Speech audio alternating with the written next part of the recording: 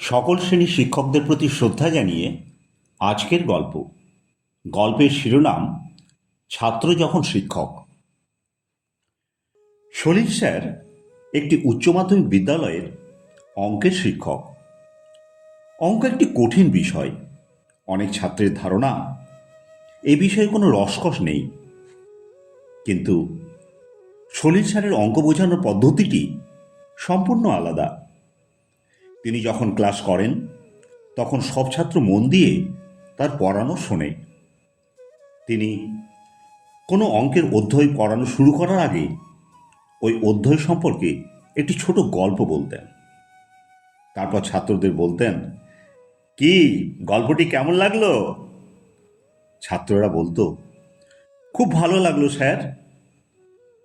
তিনি প্রথমে সোজা অঙ্ক, তারপরে ক্রমে ক্রমে জটিল অঙ্কে প্রবেশ করতেন। কেউ একবারে বুঝতে না পারলে দুবার তিনবার অঙ্কটি বুঝিয়ে দিতেন। ছাত্ররাও সবাই সলিল স্যারকে বেশ শ্রদ্ধা করে। তিনি বিদ্যালয়ে যেভাবে অঙ্ক বুঝিয়ে দিতেন তাতে ছাত্রদের ওই অধ্যায়ের অন্য কোনো অঙ্ক বুঝতে অসুবিধে হতো না। এরপরেও কোনো ছাত্রের অসুবিধে হলে অফ পিরিয়ডে এক্সট্রা ক্লাস নিয়ে সেগুলো বুঝিয়ে দিতেন। তিনি দীর্ঘদিন শিক্ষকতা করে একদিন নির্দিষ্ট বয়সের শেষে তার শিক্ষক জীবন থেকে অবসর নিলেন। এই সুদীর্ঘ ব্যস্তময় জীবনের পর এখন তিনি কি করবেন? বছর দুয়েক আগে ওনার স্ত্রী এক দুরারোগ্য ব্যাধিতে আক্রান্ত হয়ে পরলোক গমন করেছেন। বর্তমানে তিনি সম্পূর্ণরূপে একা। এইসব নানা রকমের চিন্তা করে দ্রুতগতিতে তার শরীর খারাপ হতে লাগলো। বিভিন্ন ধরনের ছোট ছোট ব্যাধি তার শরীরের মধ্যে বাসা বাঁধল। তিনি শয্যাশায়ী হয়ে পড়লেন। তার প্রিয় ছাত্রদের মধ্যে দুশ্চিন্তা দেখা দিল। একদিন সলিল স্যারের বাড়িতে তার অনেক দিনের পুরনো এক ছাত্র শুভময় দেখা করতে এলো। শুভময় তার পরিচয় দিল। সলিল স্যারের মনে পড়ল ক্লাসরুমের পিছনের বেঞ্চে বসে থাকা সেই ছেলেটির কথা। ছেলেটি পড়াশোনায় খুব ভালো ছিল না, কিন্তু দুষ্টমিতে ওস্তাদ ছিল। সবসময় অন্য ছাত্রের পেছনে লাগতো, অন্য ছাত্রের পড়াশোনায় ডিস্টার্ব করত। কয়েকবার তার বিরুদ্ধে প্রধান শিক্ষকের কাছে অভিযোগও করা হয়েছিল।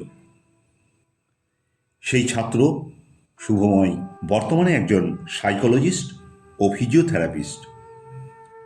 দুটো সম্পূর্ণ আলাদা বিষয়, তবু সে দুটো বিষয়ই বিশেষজ্ঞ। শুভময় সলিল স্যারের মুখ থেকে তার শরীরের সব অসুবিধের কথা খুব মনোযোগ সহকারে শুনল। সে একজন বিশিষ্ট মনোবিজ্ঞানী, সহজে সলিল স্যারের অসুখগুলো ধরে ফেলল।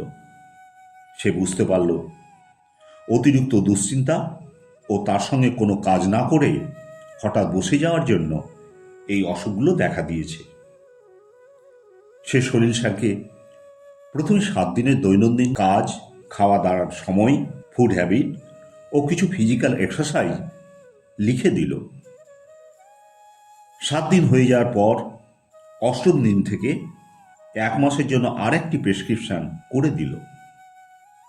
শেষে তারপর থেকে দৈনন্দিন জীবনযাপনের জন্য 3য় একটি প্রেসক্রিপশন করে দিল।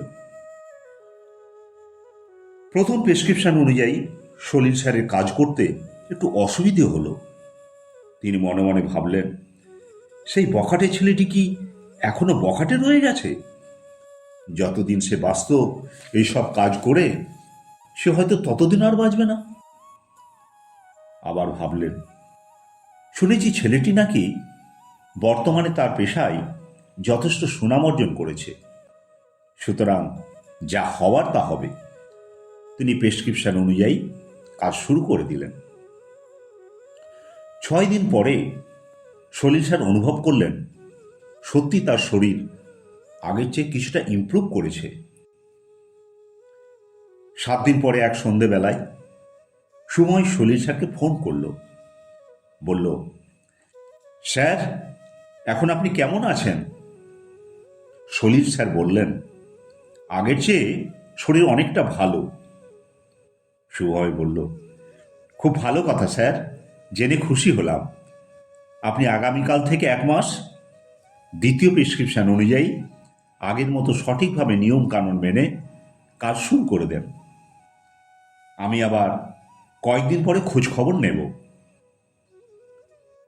শুভময় প্রতি 7 দিন পর সলিল স্যারের সঙ্গে ফোনে কথা বলে, খোঁজ খবর নেয়। এতে সলিল স্যারও খুব খুশি। 1 মাস পরে সলিল স্যার তৃতীয় প্রেসক্রিপশন অনুযায়ী কাজ শুরু করে দিলেন। তারপর থেকে তার শরীর ক্রমশ ভালোর দিকে এগিয়ে গেল। এখন তিনি শিক্ষকতা করার সময় যে স্বাস্থ্যের অধিকারী ছিলেন, তার চাইতে আরও বেশি নিজেকে সুস্থ ও সবল বলে মনে করেন।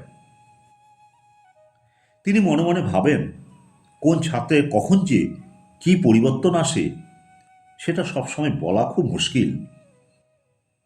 তিনি শুভময়কে ফোন করে ধন্যবাদ জানালেন। কয়েক মাস পরে শুভময় ছুটিতে বাড়ি এলো। সলিল স্যারের সঙ্গে দেখা করতে তার বাড়িতে গেল। সে সলিল স্যারকে জিজ্ঞাসা করল, স্যার এখন কেমন আছেন? সলিল স্যার আনন্দে তার ছাত্রকে জড়িয়ে ধরলেন। শুভময় লক্ষ্য করল তার স্যারের চোখের 2 কোণ বেয়ে জল গড়িয়ে পড়ছে। স্যারের চোখে জল দেখে শুভময় একটু ঘাবড়ে গেল। মনে মনে ভাবল, সে কি কোনো ভুল করেছে? সে বলল, স্যার আপনার চোখে জল, আপনি কি কাঁদছেন? আমার কি কোনো ভুল হয়েছে স্যার? সলিল স্যার বললেন, বাবা তুমি কোনো ভুল করনি, তুমি আমাকে নতুন করে বাঁচতে শিখিয়েছ। আমি কাঁদছি না, এ আমার আনন্দের অশ্রুধারা। আমার দুষ্ট ছাত্রটি আমার অজান্তে কখন যে আমার শিক্ষক হয়ে গেছে সেটা আমি কল্পনাও করতে পারিনি। কলমে ও কণ্ঠে রবীন্দ্রনাথ সরকার।